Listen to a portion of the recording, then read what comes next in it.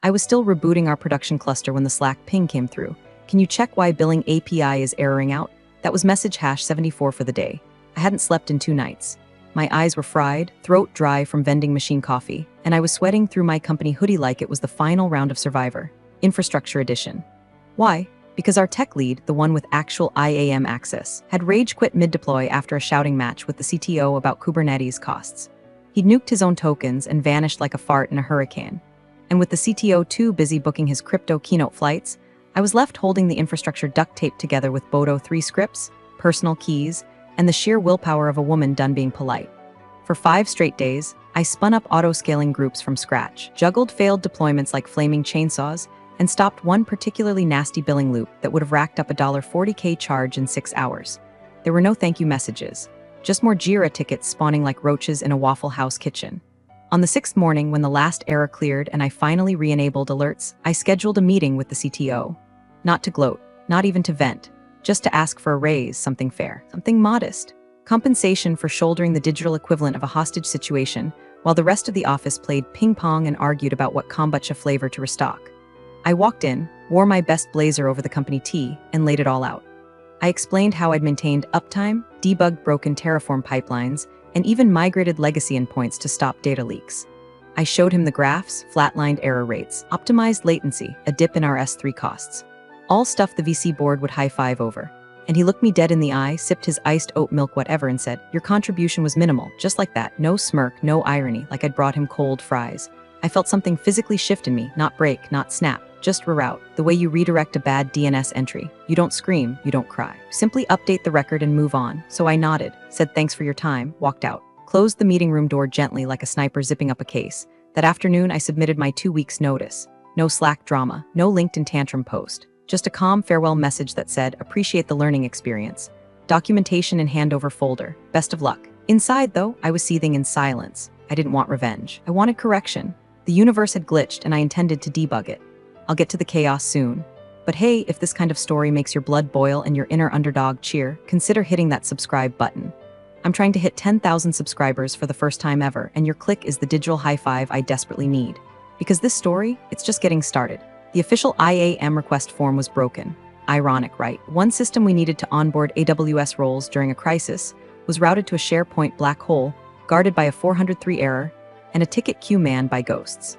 Meanwhile, our CI/CD pipelines were hemorrhaging errors like a slashed artery, and half the engineering team was too scared to touch production without the tech lead's blessing he'd taken with him when he stormed out with his monitors and a bottle of desk whiskey. I did what I had to do. I used my personal AWS root account. Yeah, the one I'd set up back in my freelancing days. The one with no billing caps, no budget alarms, no org-level policy governors to strangle deployments. Just raw, unthrottled authority. I spun up EC2s across 3 regions, rehydrated RDS backups from cold storage, launched auto-scaling groups, rebuilt VPCs, and rewired half our microservices stack. All on my dime, all to save their ass. The alternative was watching our core product die a public death while our investors refresh status dashboards with rising dread. And guess what? Nobody even noticed. No one asked, hey, why are these new instances tagged with your old consulting alias? Or why do these Lambda roles trace back to an external email? They were too busy clapping at my uptime like it was a halftime show, not a frantic one-woman operation fueled by adrenaline and spite. After the firestorm settled, I tried to fix it the right way. Filed the paperwork, sent the emails. Hi, just a heads up, infrastructure is still temporarily running under a personal AWS account. Please assign new org credentials ASAP so I can migrate ownership. No reply, so I followed up. Added screenshots, tagged 2 senior engineers, I even looped in legal. Crickets. On day 4 post-crisis, I opened a security ticket with explicit language. Root key exposure, financial liability, recommending credential rotation within 72 hours. The ticket was marked low priority and closed by someone who spelled my name wrong in the reply. I was tired, not just in the sleep-deprived sense, but in the kind of soul-deep weariness that hits when you're the only adult in a room full of toddlers throwing legacy code like finger paint. But I wasn't panicked. I wasn't bitter. I was just tracking, logging every ignored warning like breadcrumbs. In my final week, I prepared the handover doc like a love letter from a jilted ex. I didn't hold back. There were explicit warnings about billing volatility, credential ownership, potential exposure to runaway resource creation, and an entire appendix titled, Why Using Personal AWS Accounts is a Bad Idea, and Why You're Still Doing It. The response? A comment in Confluence. This feels a little paranoid. Paranoid. Not thank you, not duly noted, not even will review. Just a digital shrug from a CTO who thought cloud cost caps were optional and documentation was something interns did to look busy. By that point, I'd stopped hoping for recognition. What I wanted now, no, what I designed for, was inevitability. Because if there's one thing I know about unmanaged root keys on personal billing accounts, they never stay quiet forever. My last day felt like a bad improv sketch held in the break room. They got me a cake, store-brand vanilla with "We'll miss you," piped in blue icing like a lie told by a toddler. The frosting was already crusting under the fluorescent lights, and someone had forgotten to bring plates. We were all eating slices off napkins that soaked through after the first bite. The card made the rounds that morning. You could tell who signed it before coffee and who signed it after someone reminded them I was leaving. "Good luck," scribbled next to keep in touch, next to one from the office manager that just said, in pink ink. The CTO didn't sign. He wasn't even there. Word was he had a lunch meeting with potential strategic partners. Translation, trying to pitch our flaky backend as a scalable product. No speeches, just awkward smiles and small talk about where I was going next. I lied and said I was taking time off. The truth would have been too radioactive, too real. I cleaned out my desk like a ghost packing up her own crime scene. Left behind the stickers, the stress ball, the once hopeful notepad that said "Let's crush it," in bold startup font. I didn't touch the company laptop aside from locking the screen. I left all my credentials intact, all the documentation up to date. Every last shell script, every Terraform state file, every Slack integration I'd ever patched into functionality with digital duct tape. I didn't delete a single thing because I didn't need to. There's a myth about revenge that it needs to be loud, dramatic, soaked in gasoline, and lit with a smile. But the most satisfying kind. It's quiet, surgical. You walk out with clean hands and a smile that doesn't quite reach your eyes, knowing the mechanism is already humming beneath their feet. All you have to do is leave it be. As I stepped into the elevator, holding a brown cardboard box that contained little more than a coffee mug and my dignity, a junior dev ran up and said, "Hey, I just wanted to say thanks. For, everything. I know you held the place together during the meltdown." I nodded. "Just doing my job," he frowned. "Seriously though, you sure everything's set up for next week?" With the regional deployments, I smiled. "Everything's documented. The doors closed." Walking to the parking lot, the breeze felt different. Colder, like the building had exhaled me out for good. I didn't feel regret, not pride either. Just a strange, clinical calm. Like finishing a long line of code you know no one will ever understand, but one day. You'll feel it when it runs or doesn't. I tossed the box on the passenger seat and started the car.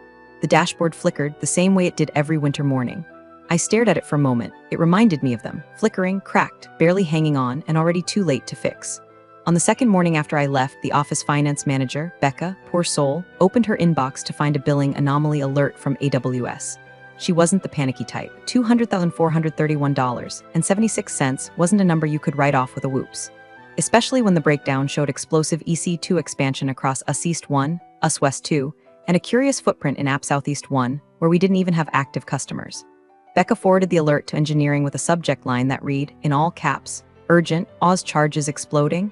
It was 9:13 a.m. By 9:28, the devs were huddled in the war room like kids trying to explain a broken vase before mom got home. The head of platform engineering pulled logs. The SRE contractor rechecked his IAM audit trail. None of the usual suspects matched the activity. No credentials listed in the billing report matched active org-level keys. No recent permission changes.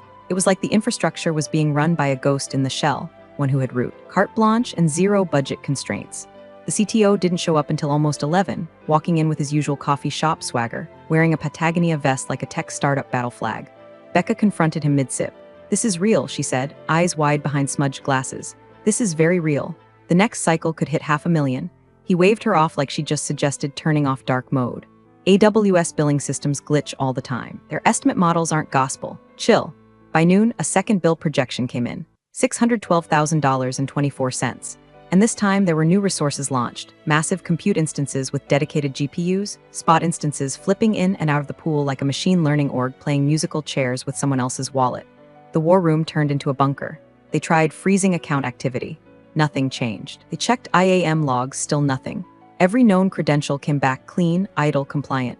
Yet the machines spun on, their engines humming thousands of miles away, crunching phantom data and draining the company's bank account like a digital vampire. Panic seeped in like a gas leak. Silent at first, then screams. Someone finally pulled up my final handover doc. Page 6, paragraph 3. Bolded, all AWS infrastructure currently running on my personal AWS root account pending migration. If not resolved, billing will route through my account with no enforced spending limits. The CTO skimmed it, tossed the printout on the table like it was radioactive. "Why the hell would she do that?" he snapped. Becca spoke up. She filed like 4 tickets. I saw them. You closed 2 of them yourself. A long silence. And someone from DevOps piped in. Can we at least contact her? The CTO turned red, then pale, then a weird shade of clam chowder. He grabbed his phone. No, we fixed this ourselves. We're not paying her a dime. That was when the 3rd billing alert came in. The predicted spend? North of $1.2 million. They didn't say it out loud, but the fear finally surfaced. They were locked out of their own infrastructure. And the only person with the keys, already halfway through onboarding at their biggest competitor. By the end of day 3, the office had turned into a pressure cooker of blame, desperation, and slowly unraveling facades. You could feel it in the air, like burnt plastic and old coffee grounds. Slack channels were exploding with threads marked "Fire, Urgent Fire," and every meeting turned into a hostage negotiation with whiteboards. The infrastructure team, who were used to quietly rebuilding what the CTO broke, threw finance under the bus. Why didn't you escalate the budget breach? They barked. Finance fired back. We flagged it. She wrote the doc. She warned you. You signed off. Security pointed fingers at both. This wouldn't have happened if engineering followed credential lifecycle policy. You guys let root keys exist in prod. What is this, 2011? Then the CTO, with sweat beading under his perfect fade, finally stepped up by throwing everyone under the largest, fastest-moving bus in the tech highway. This is the result of rogue configurations, he said in a hastily scheduled all-hands.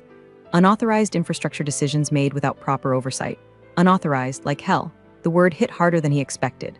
Because someone, a junior dev, bless his anxious heart, dug up the emails I'd sent. The ticket logs, the Slack threads, all time-stamped. All polite, professional, increasingly urgent. Paper trail was as clean as my final commit history. She told them, over and over, in writing, but instead of admitting failure, they twisted it.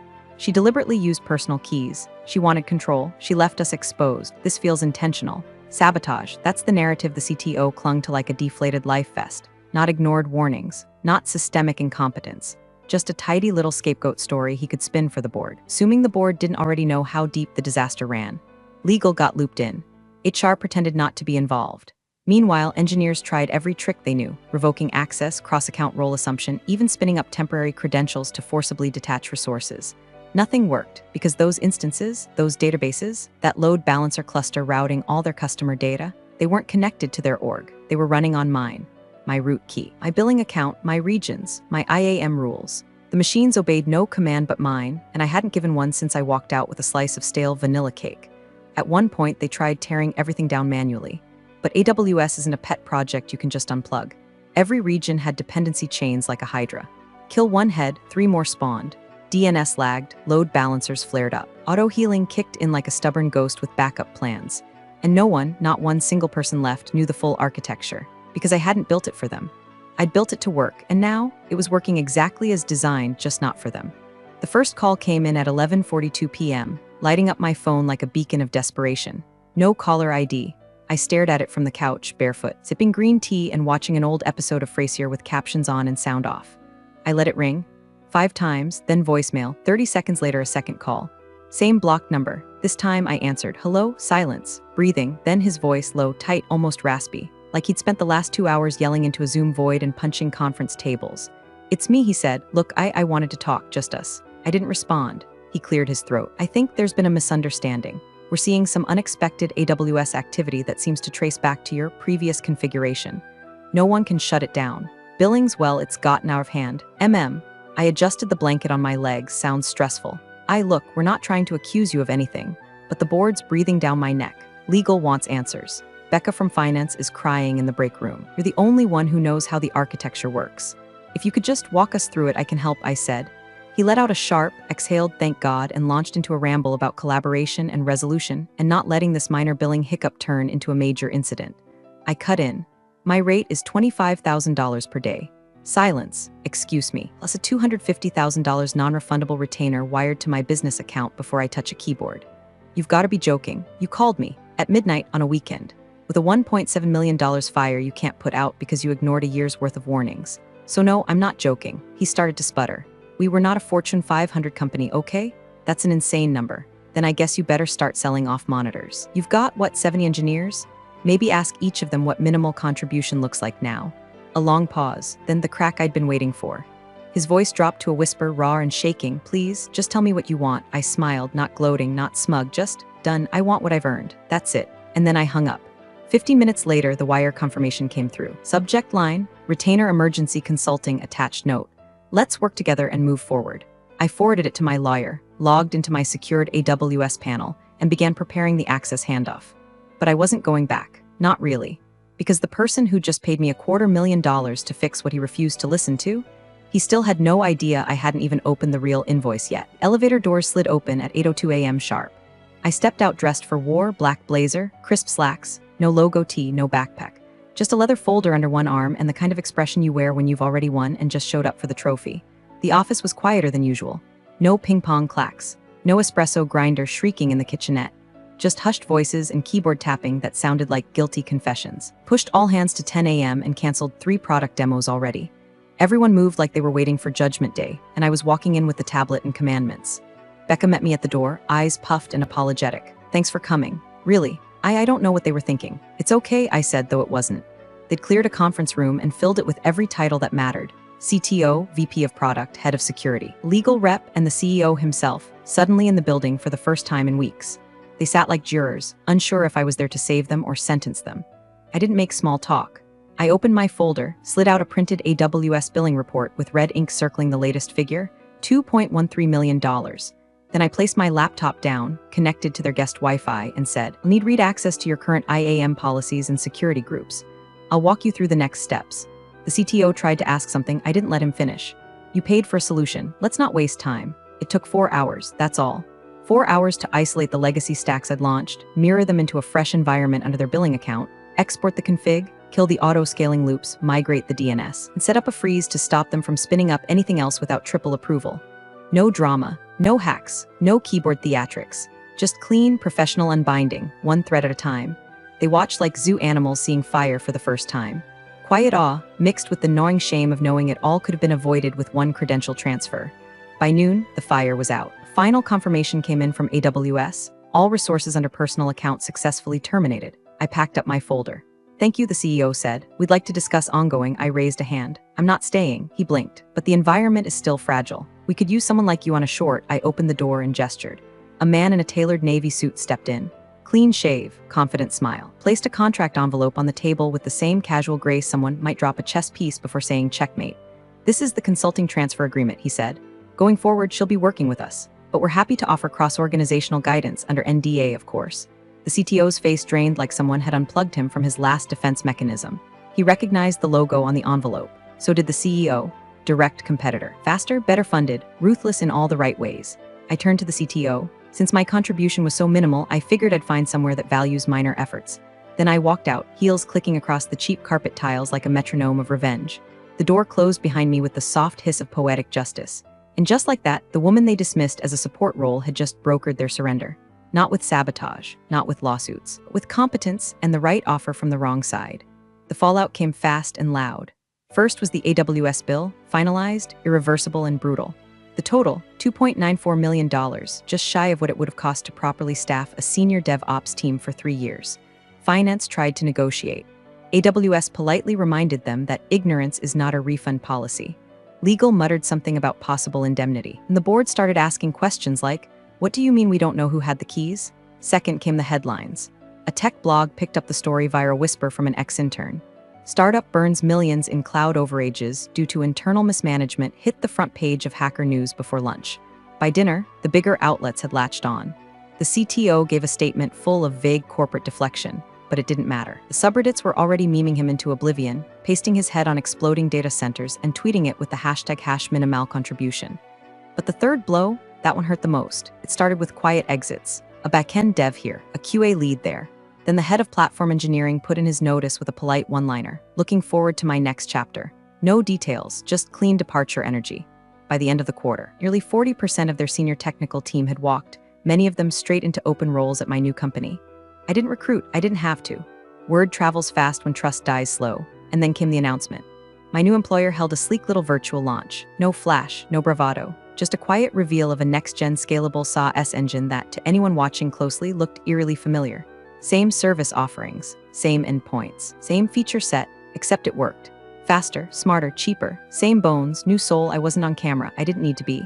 But every line of that system hummed with my fingerprints, the architecture I'd birthed under pressure, refined in silence, and finally liberated from people who thought engineering was something you yelled into existence. A few days after the launch, a package arrived at my desk. Simple brown box. Inside, a massive fruit basket, artfully arranged, packed with everything from blood oranges to imported chocolate-covered blueberries. Sitting atop it was a small white envelope. The card read in black ink and perfect penmanship. Minimal contribution? I disagree. No signature, didn't need one. I placed the note next to my monitor and sat back in my chair. Outside, the city moved on, indifferent and eternal. In the distance, someone else was probably booting up a new cloud stack, oblivious to the cost of arrogance. But me, I wasn't angry anymore. I was billable. Thanks for watching, you cubicle warriors. Hit that subscribe button. Unless you're my old boss, then you're on your own. Revenge of the coffee pot strikes again.